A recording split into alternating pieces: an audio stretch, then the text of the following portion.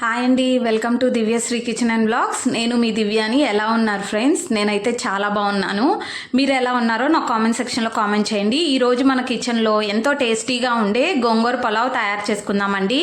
నార్మల్గా మనం చట్నీస్, పప్పు అలా తయారు చేసుకుంటాం కదండి.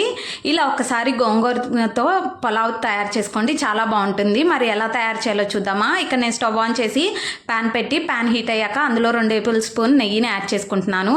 నెయ్యి హీట్ అయ్యాక 4-5 బిర్యానీ ఆకులను కూడా యాడ్ చేస్తున్నాను. అలాగే 2 నల్ల యాలకుల్ని కూడా యాడ్ చేస్తున్నాను.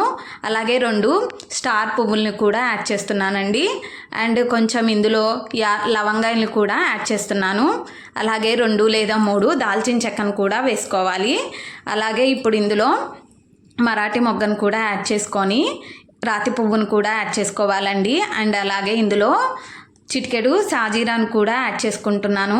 ఇక్కడ రాతి పువ్వును కూడా యాడ్ చేసుకుంటున్నా. రాతి పువ్వు యాడ్ చేయడం వల్ల చాలా టేస్టీగా వస్తుందండి. అలాగే 5-10 జీడిపప్పును కూడా యాడ్ చేసి వీటన్నిటిని బాగా వేయించుకోవాలి.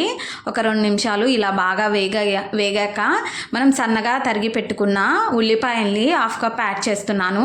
ఇప్పుడు ఉల్లిపాయల్ని గోల్డెన్ బ్రౌన్ కలర్ వచ్చేంత వరకు ఒక 5 నిమిషాలు మూత పెట్టి బాగా వేయించుకోవాలి. ఇప్పుడు ఇందులో సన్నగా తరిగిన పచ్చిమిర్చి అండ్ సన్నగా తరిగిన క్యారెట్, అలాగే 1/2 కప్ బంగాళదుంపను కూడా యాడ్ చేసుకొని, అలాగే 1/2 కప్ టమోటాను కూడా యాడ్ చేసి వీటన్నిటిని బాగా మీడియం ఫ్లేమ్లోనే బాగా కలుపుకోవాలి. ఇలా మీడియం ఫ్లేమ్లో కలుపుకోవాలి. ఇప్పుడు ఇక్కడ నేను ఈ కూరగాయల ముక్కల్లో 1.5 టేబుల్ స్పూన్ సాల్ట్ని యాడ్ చేస్తున్నాను. సాల్ట్ను కూడా యాడ్ చేసుకొని బాగా కలుపుకోవాలండి. ఇలా మీడియం ఫ్లేమ్లోనే బాగా కలుపుకొని 5-10 నిమిషాలు మూత పెట్టి ముక్కలు బాగా మగ్గేంత వరకు ఇలా బాగా మగ్గనించుకోవాలి.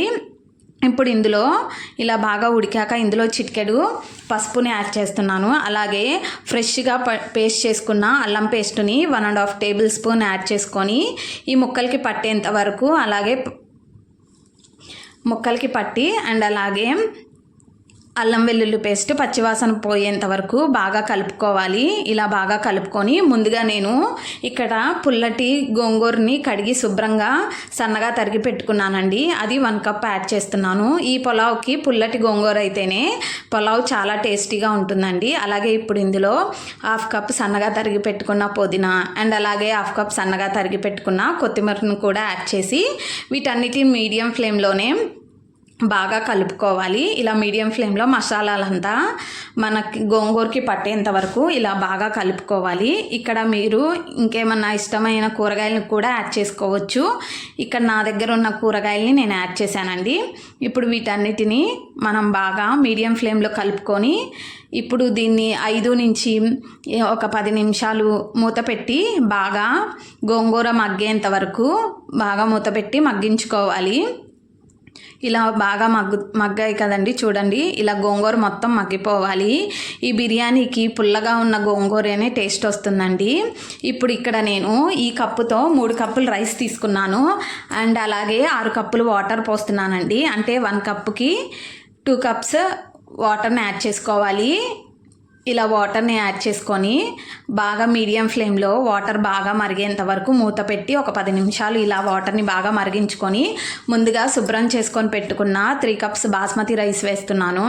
బాస్మతి రైస్ ఎక్కువ వాటర్ అనేది వేయకూడదండి. అలా వేయడం వల్ల మనకి పులావ్ అనేది ముద్దగా వస్తుంది. సో ఎప్పుడైనా మనం బిర్యానీ వండేటప్పుడు బాస్మతి రైస్కి మనం ఎంతైతే రైస్ తీసుకుంటామో అంత వాటర్ని పోసుకొని ఇలా బాగా కలుపుకొని మూత పెట్టాలండి. ఇప్పుడు ఇక్కడ మూత పెట్టి మీడియం ఫ్లేమ్లోనే ఇలా బాగా ఉడికించుకోవాలి. ఇప్పుడే ఇక్కడున్న సీక్రెట్ ఏంటంటే కొంచెం నేను ఇందులో బిర్యానీ ఎసెన్స్ యాడ్ చేస్తున్నాను. ఈ ఎసెన్స్ యాడ్ చేయడం వల్ల చాలా టేస్టీగా వస్తుంది. చూసారా పొడి పొడిలాడితే ఎంత బాగుందో. ఇప్పుడు సర్వింగ్ బౌల్లో తీసుకొని సర్వ్ చేసుకుందామండి. అంతేనండి, ఎంతో టేస్టీగా ఉండే గోంగూర పులావ్ రెడీ అయిపోయింది. ఇది మీరు ఇంట్లో ట్రై చేసి ఎలా ఉందో నా కామెంట్ సెక్షన్లో కామెంట్ చేయండి. అండ్ చాలా టేస్టీగా ఉంటుందండి. మీరు ట్రై చేసి ఎలా ఉందో నాకు కామెంట్లో చెప్పండి. అంతేనండి, ఇప్పుడు నేను ఇక్కడ ఆనియన్స్తో అండ్ లెమన్తో సర్వ్ చేసుకుంటున్నానండి. మీ దగ్గర ఏదైనా కర్రీ అండ్ రైతా ఉంటే కూడా సర్వ్ చేసుకోండి. అంతేనండి, ఈ వీడియో కనుక మీకు నచ్చినట్టయితే ప్లీజ్ లైక్ చేయండి, షేర్ చేయండి, కామెంట్ చేయండి అండ్ సబ్స్క్రైబ్ చేయండి. అండ్ అలాగే పక్కనే ఉన్న బెల్ ఐకాన్ని ప్రెస్ చేయండి. బెల్ ఐకాన్ని ప్రెస్ చేయడం వల్ల ముందుగా నా నోటిఫికేషన్స్ అనేవి మీకు వస్తాయి. Thanks for